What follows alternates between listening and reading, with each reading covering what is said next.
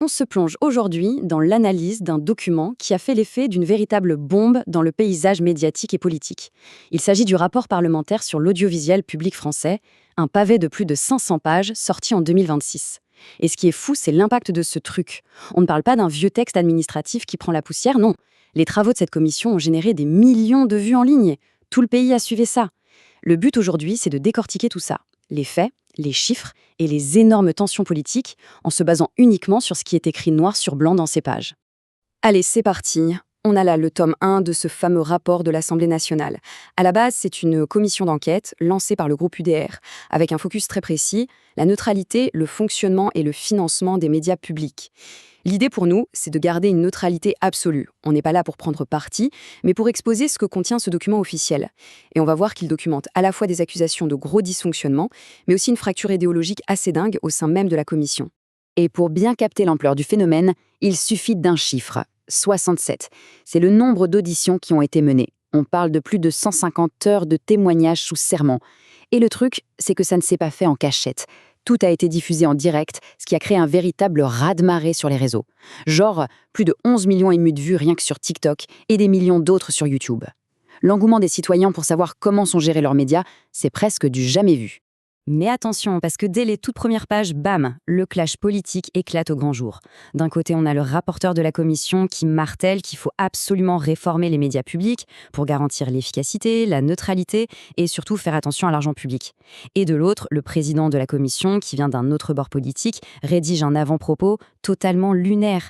Il dénonce une instrumentalisation et balance que l'objectif caché derrière tout ça, c'est carrément de préparer le terrain à une privatisation de l'audiovisuel public. Autant dire que l'ambiance est posée d'entrée de jeu. Bref, pour y voir clair, on va structurer tout ça en 4 points. D'abord, la controverse politique. Ensuite, la question de la neutralité. Puis le fonctionnement. Et enfin, le nerf de la guerre, les finances publiques. On attaque tout de suite avec notre première partie, la question de la neutralité et du pluralisme. Alors, le rapport passe un bon moment à redéfinir ce qu'ils appellent le pluralisme. Et ce n'est pas juste sortir un chronomètre pendant les élections, non. Le document parle d'une notion polysémique, donc avec plein de dimensions différentes. Ça implique une honnêteté intellectuelle, une vraie indépendance et le fait de représenter équitablement tous les courants de pensée de la société. Des principes fondamentaux qui, selon les conclusions du rapporteur, seraient en fait complètement bafoués aujourd'hui. Et là, c'est la statistique qui interpelle vraiment. Le rapport lâche ce chiffre, 70%. Ils affirment que 70% des auditeurs de la station France Inter ont voté pour des partis de gauche lors des récentes élections.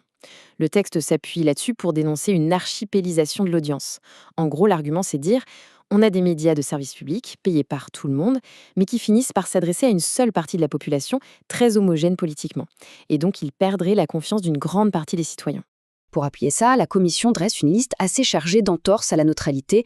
Il parle d'une hostilité ciblée et totalement assumée contre certaines personnalités politiques.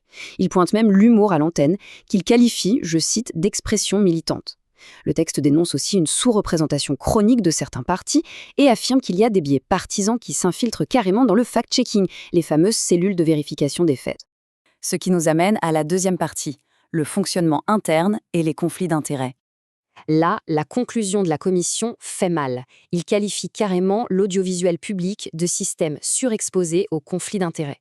Le texte décrit de grosses failles structurelles qui, selon eux, empêcheraient tout contrôle sérieux de la ligne éditoriale ou de l'utilisation de l'argent public.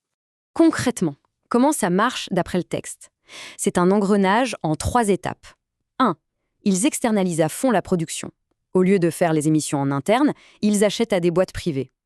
2. Ce marché privé est super concentré, c'est presque un oligopole. Et 3, le document pointe du doigt le système des animateurs-producteurs. Ça crée un mélange des genres incroyable, avec des gens qui font des allers-retours entre le public et le privé. En gros, c'est un peu le flou artistique total sur les limites de la transparence. Et niveau direction, ce n'est pas plus tendre. Le rapport liste des défaillances de gouvernance assez graves. Il parle d'un retrait inexplicable de l'État qui est censé contrôler tout ça, des audits internes qui ne sont pas suivis et d'une véritable culture de la défausse. En clair, un paysage tellement éclaté que c'est presque impossible de savoir qui tient vraiment le volant quand il y a un problème. Allez, on passe à la 3e partie, les finances publiques et les fameuses propositions d'économie. Le chiffre qui donne le vertige, il est là. 4 milliards d'euros. C'est le budget annuel alloué à l'audiovisuel public. Et le rapport rappelle bien qu'avant, on payait ça avec la redevance télé, mais maintenant, c'est l'ensemble des contribuables qui régalent. Pour la Commission, quand on gère une telle montagne d'argent, il faut être absolument irréprochable. Surtout qu'ils accusent le groupe France Télévisions de cacher un déficit inquiétant derrière des petites astuces comptables. Face à ces dépenses qu'ils jugent disproportionnées, le rapport sort l'artillerie lourde avec un plan de redressement hyper agressif. 1 milliard d'euros de baisse des dépenses. 1 milliard. L'objectif affiché, c'est de sauver le système en rationalisant les coûts, en coupant dans la masse salariale et certaines dépenses qualifiées de somptuaires. Mais on le trouve où, ce milliard ? Eh bien, le rapport propose un grand coup de balai dans le paysage audiovisuel. Fini la profusion de chaînes. Il propose carrément des fusions. Marier France 2 et France 5 pour libérer des canaux. Fusionner France 24 et France Info pour faire un énorme pôle francophone de l'info continue. Et même regrouper France 3 avec les radios locales de France Bleu pour créer un géant de la proximité. C'est un bouleversement total. Ce qui nous mène à notre 4e et dernière partie, la controverse politique, le désaccord profond. Parce qu'évidemment, des propositions aussi chocs, ça crée des étincelles. La publication de ce document n'est absolument pas l'aboutissement d'un consensus. C'est plutôt la matérialisation d'un énorme conflit idéologique. Et il faut revenir sur cet avant-propos du président de la Commission, parce que c'est une anomalie institutionnelle fascinante. Il se désolidarise complètement du rapport qu'il a lui-même supervisé. Il dénonce un tribunal politique qui voudrait jeter les professionnels à la vindicte publique. Pour lui, le but du rapport n'est pas de corriger les erreurs, mais juste de discréditer le service public pour justifier son démantèlement.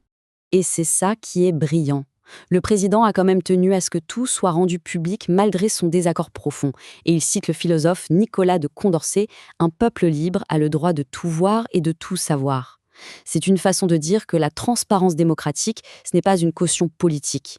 Il a mis le rapport sur la table avec toutes ces allégations pour que les citoyens puissent s'en emparer et juger par eux-mêmes. Bref, tout ça nous laisse face à une question centrale, une vraie colle qui dépasse largement ce pavé de 500 pages. Comment est-ce qu'une démocratie moderne peut réformer et contrôler objectivement ses médias, garantir le bon usage des fonds, sans que tout ce processus ne se transforme en arme de destruction au milieu d'une guerre politique partisane ? C'est la grande question que soulève cette analyse, et clairement, le débat ne fait que commencer.